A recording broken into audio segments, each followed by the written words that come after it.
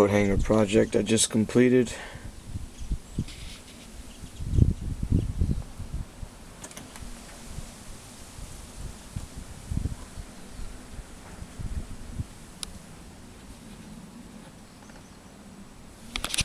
I basically, these are all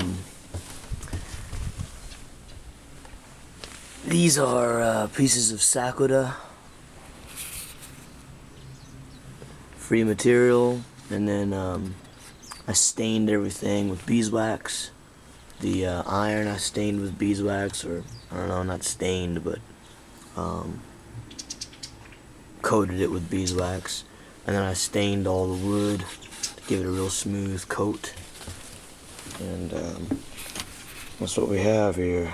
So nice little project, turned out alright, and this is gonna go, I'm gonna hang this, put this up in my doorway area right now, and be a nice coat hanger. So my plan is this hook will be a coat hanger, and this hook will be a coat hanger on the ends, and then these two in the middle, maybe keys or something.